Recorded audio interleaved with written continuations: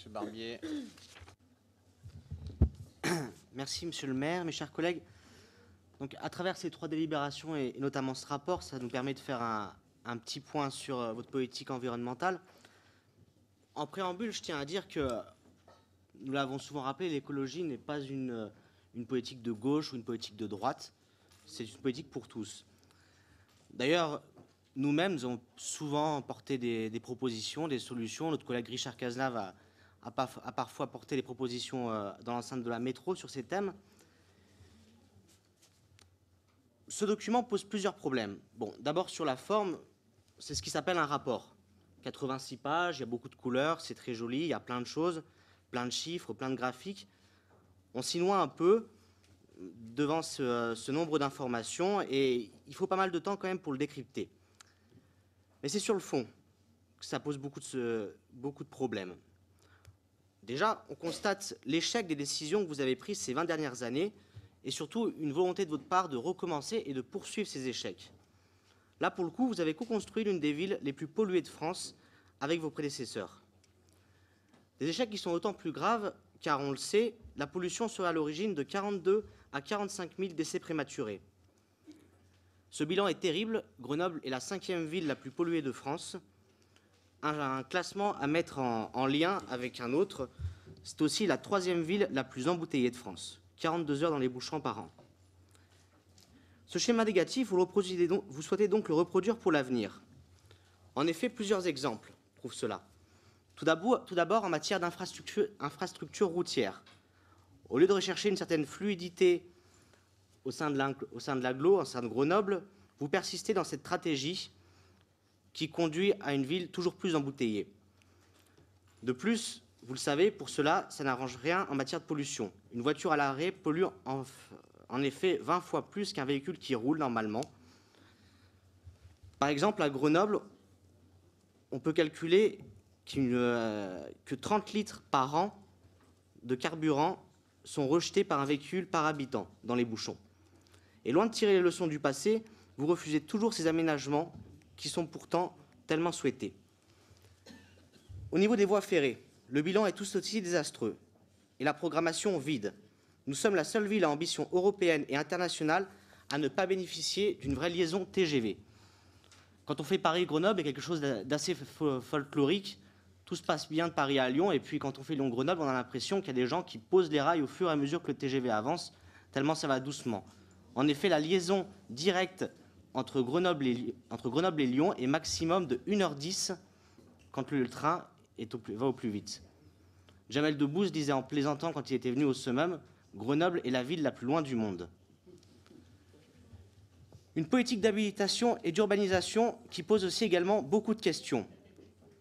Vous privilégiez la bétonisation, ce que nous dénonçons depuis de nombreuses années, au détriment de la rénovation de l'existant.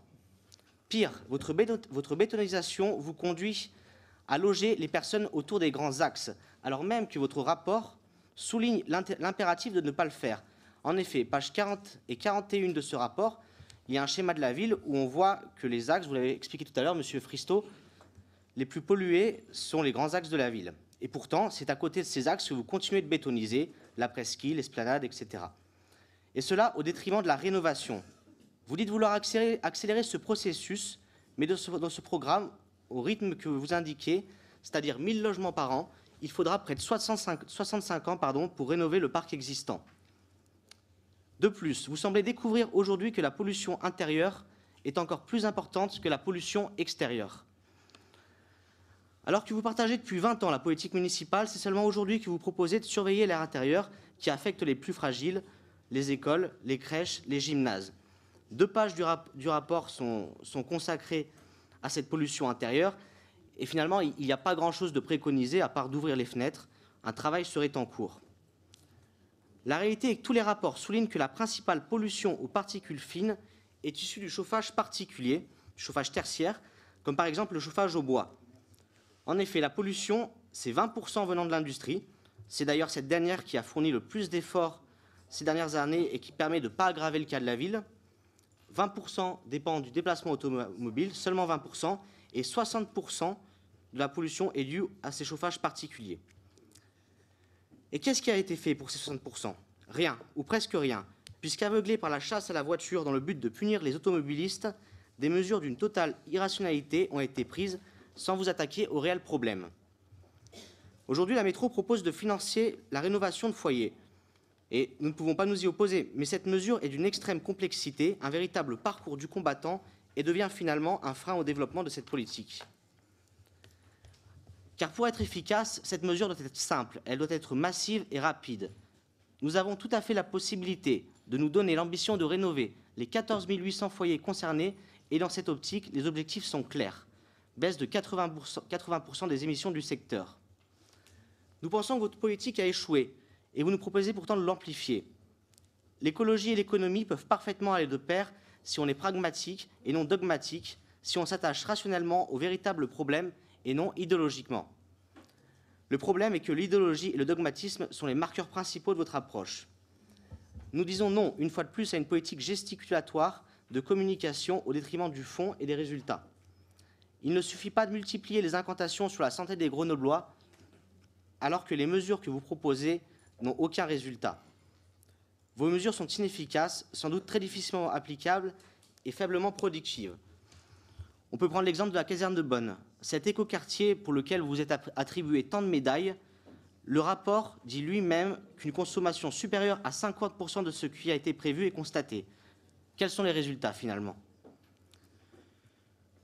Et pour ce qui concerne vos fameuses pastilles anti-pollution, que vous présentez de partout dans la presse nationale, vous souhaitez contrôler les voitures.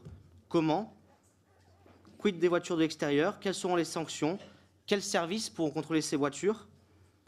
En réalité, cette mesure est d'une efficacité proche de zéro. En effet, le tableau, page 81 du rapport, montre qu'à partir du 5e jour, vous punissiez 8% des automobilistes. Et quand on sait que la pollution est due à 20% des déplacements automobiles, 8% de 20%, ça fait 1,6% de pollution en moins. Bon, en admettant que les voitures touchées soient les plus polluées, on peut monter à 2,5% de pollution en moins sur la ville. Et le problème de cette mesure, c'est qu'elle est en plus socialement injuste. En effet, les voitures les plus touchées, les automobilistes les plus touchés seront ceux qui auront des voitures diesel datant d'une certaine date. Finalement, c'est Grenoble, une ville pour tous, sans voiture de pauvres.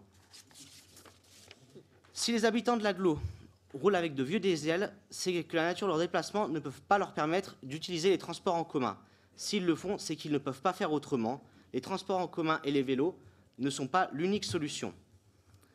Votre objectif ne semble pas être seulement de diminuer la pollution. Encore une fois, vous cherchez, comme depuis 18 mois, de faire un coup de com' et cherchez une fois de plus des encarts de pub dans les médias nationaux. Je vous remercie.